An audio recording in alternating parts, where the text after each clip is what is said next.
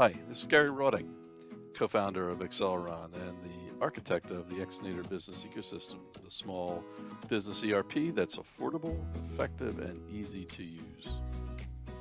XinatorCEC will become the core software in managing the primary workflows of your business operations. And today we're going to focus on a little bit on three of those. One, customer engagement, the second, invoice generation, and a third, payment processing.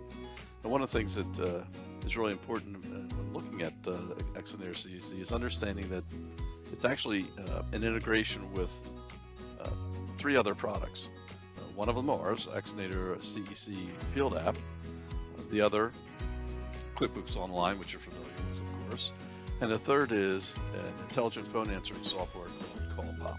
So we'll take a quick look on how those things interface and integrate to provide a great experience for both your customers and for you. Let's start with customer engagement, and there's a few things that are kind of critical, especially today, in terms of engaging with your customers in a way that works for them and for you. And one of the first things is just the first impression, and after that, it's how you communicate with them and keep them up to speed and in the loop. And of course, is how you provide continuing service. So let's look at a little bit of how we can help to make those things really work well for you. There's kind of three ways that first impressions are made. One is through a telephone call, and the second is, of course, through your website. And a third one that's really growing is through text messaging. One of the ways to create a really good first impression is having a lot of information at your fingertips when a customer calls you, or in the case I'm going to show you, actually texts you. So let's say that I'm a customer and I go ahead and I want to text you. All I have to do is see that I have a text coming in from you, click on it, and up comes your customer information. Hi, this is Gary. Oh, hey, Gary. And I can go ahead and respond right back to them. I also can go check out any additional current information and say, oh, gee, I see that you might have an appointment scheduled, or I can also look back and see what other calls you've made lately. And gee, I see you called in several times. And of course, I can see all the text messages. I can respond to them very easily. And if they were in a position where they needed to set an appointment, I could go ahead and open the customer account. And here I am, Gary's customer account, and I can go ahead and create that appointment right from here. Now let's say the customer wants to come in through your website. Most of you have links on your website, and they say, click to schedule an appointment or click to contact us, and you get a page to fill out and you send it in, and sometime in the next day or two you go ahead and respond to it. Not very instantaneous, and truthfully, I always feel like those things are going into a dark hole, and half the time I don't get a response. So the other alternative is to go to a customer calendar, and from there I can see potentially available dates for an appointment, and if I want to, I can just go ahead and enter and go ahead and fill in the information and select the type of appointment I want, select the appointment at time that's available, and voice submit, and there I have an appointment. Easy peasy. Now look, I'll make one thing clear. This is request an appointment. You can see right up here.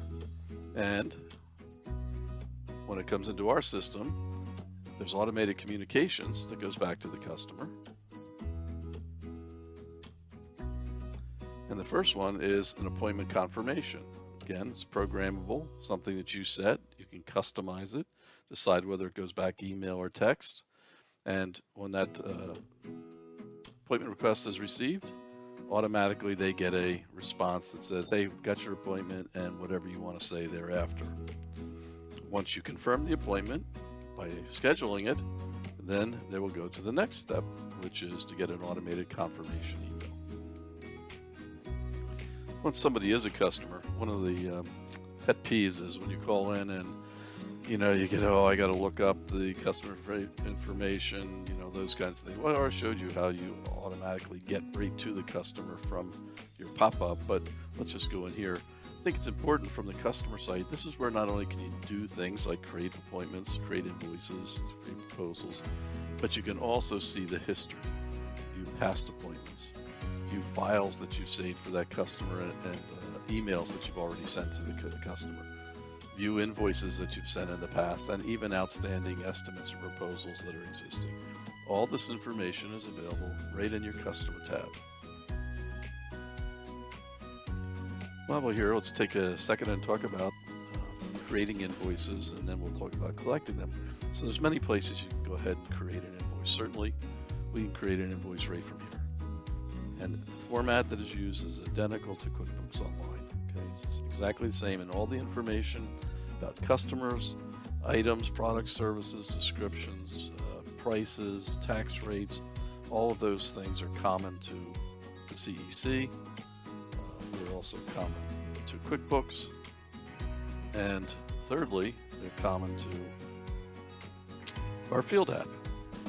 And you can, from there, go ahead and add items, add prices, add cost, the number and the rates, automatic calculated, and it all syncs back to the same two other locations, being QuickBooks Online and the CEC. Additionally, if you want to, you can view an invoice from the customer page.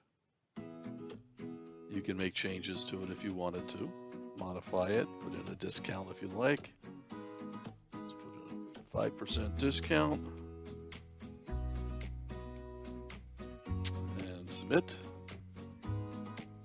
And again, that's going to go right into QuickBooks. We can also collect payment right from here. Payment, it's going to open up XinatorCEC, and you see all the information is already in there. If this was a customer card on file, it would have been stored. If not, you can store it once you put the customer information in, the credit card.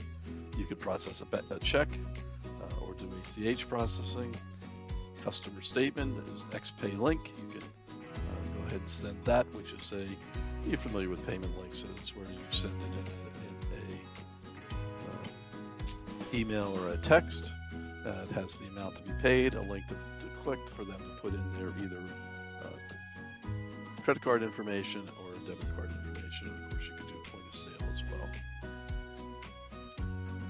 Again, when a payment is made or collected from either the field or from the CEC or from the virtual terminal or even in QuickBooks Online, it's shared with all three locations so that everything that's done in one place is done in the other. Invoices can also be seen in the Invoice tab.